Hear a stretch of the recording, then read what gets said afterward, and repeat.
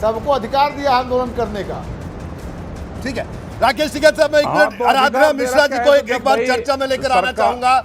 बड़ी देर से इनसे एक सवाल नहीं पूछा क्योंकि कांग्रेस की तरफ से भी आज इस पर प्रियंका गांधी ने भी प्रतिक्रिया जाहिर की है। किसानों का जो मसला चल रहा है, चाहे गन्ने के भुगतान की बात हो। आराधना जी, अब ये बताइए, किसानों की इतनी बड़ी समस्या और देश की सबसे पुरानी पार्टी की जो प्रतिक्रिया आई है, ठीक है, उसको वो भी सामने है, लेकिन अब आगे क्या? भारतीय जनता पार्टी का या सरकार का रुख आपके सामने है। राकेश टिकैत साहब अपनी बात कर रहे हैं, बताइए। किसानों की समस्या पर भी ये बात कर रहे हैं, महंगाई पर भी बात कर रहे हैं, पूरे देश भर के मसलों की इनको चिंता है। अफगानिस्तान पर हालांकि मैंने अभी सवाल नहीं किया है, लेकिन मैं आपसे जानना चाहता हूं आपकी क्या राय है, बताइए। देखिए, सबसे बड़ी बात है कि अगर हम उत्तर प्रदेश की बात करें तो लगभग 23 करोड़ की आबादी का प्रदेश है और जिसकी 70% आबादी किसानी पर आधारित है। मैं एक सवाल पूछना चाहती हूँ, अगर किसान की इतनी बड़ी हितैषी सरकार थी तो 2017-18 में जब सरकार बन के आई तो उन्होंने काम कर्जा माफ़ करें किसानों का। मैं आपको आंकड़े आपके सामने रखना चाहती हूँ कि मात्र 46 लाख करोड़ रुपए, और वो भी सीमांत किसानों को, उसमें एक एम्बार्गो लगा दिया गया। इसको कर्जा माफ नहीं, इसमें सुधार करिए। 46 लाख किसानों का 36,000 करोड़ जिम्मेदारी की बात क्या? आदरणीय आराधना जी, आप ये सुधार करिए। 36,000 करोड़, 46 लाख किसानों का 36,000 करोड़, 30,700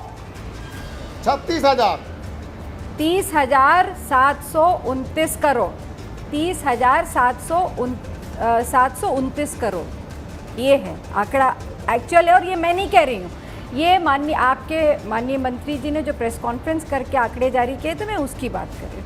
मात्र 46 लाख किसानों के सीमांत किसानों के कर्ज माफ हुए। और यूपीए सरकार की अगर आप बात करें तो ये वो पार्टी है, कांग्रेस पार्टी, जिसने 72,000 करोड़ रुपए पूरे देश में किसानों के माफ़ किए थे, जिसमें कोई एम्बार्गो नहीं लगा था। हमने कोई कैपिंग नहीं करी थी कि किसका माफ़ होगा किसका नहीं माफ़ होगा। तो मैं ये स्पष्ट है कि भारतीय, और उसके बाद 1 साल माफ करने के बाद ये स्कीम बंद कर दी गई। उसके बाद किसी किसान का कर्जा माफ नहीं किया गया। जहां तक गन्ना किसान की बात कर रहे हैं, आप देख लीजिए, आज भी आपके सामने प्रत्यक्षम प्रमाणम, आज हमारी पंजाब सरकार ने 35 रुपए बढ़ा दिया।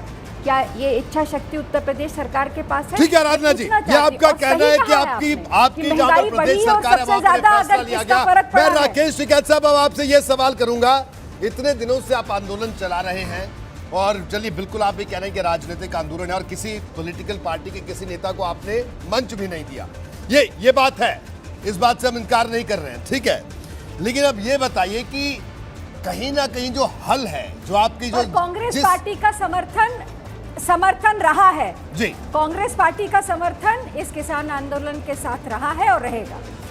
तो टिकैत साहब बताइए, देखिए आराधना जी ने भी कहा कि समर्थन है और आगे भी रहेगा, लेकिन सवाल ये है कि जो बाकी पॉलिटिकल पार्टियां हैं उनका क्या राय, क्योंकि उनकी राय भी तो महत्वपूर्ण है। आखिरकार आप सवाल पूछने लगे संसद बड़ी है या कौन, तो सवाल तो ये भी है संसद बड़ी है या सड़क। तो संसद में जो लोगों को चुनकर भेजा वो किसने भेजा? हम ही लोगों ने भेजा, आप ही लोगों ने भेजा। तो राजनीतिक पार्टियों की क्या कोई जवाबदेही नहीं बनती? उनसे भी जवाब मांगना चाहिए सबसे। अरे सुनी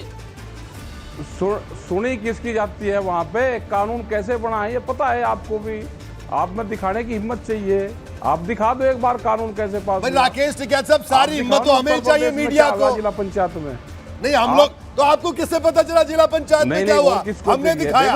जब पार्लियामेंट में, सुनो राकेश टिकैत साहब, नहीं राकेश टिकैत साहब सुनिए, आवाज नहीं उठती। एक बात सुनिए मेरी, एक बात आप सुन लीजिए। एक बात पे आपसे लाइव आज झगड़ा करना है, एक बात पे आप ये बताइए, जब भी आप लाइव डिबेट पर बैठते हैं, मैंने कहा दिन भर दिन रात मीडिया आपको कवर करता है क्योंकि हमें किसानों की चिंता है, लेकिन जब हम कोई सवाल पूछते हैं, सवाल हम बीजेपी से भी पूछेंगे, कांग्रेस से भी पूछेंगे और आपसे भी पूछेंगे, क्योंकि आप किसानों के नेता हैं इस वक्त। लेकिन जब आपसे सवाल पूछते हैं तो आप तुरंत उससे हट जाते हैं। आप बोलते हैं अरे भाई बात तो सुन लें, अरे भाई हाथ तुम क्यों मार रहे हो? ये क्या है? ये कौन सी बात हुई बताइए भाई? हम भी तो आपकी आवाज उठा रहे हैं, लेकिन हम ये चाहते हैं कि आगे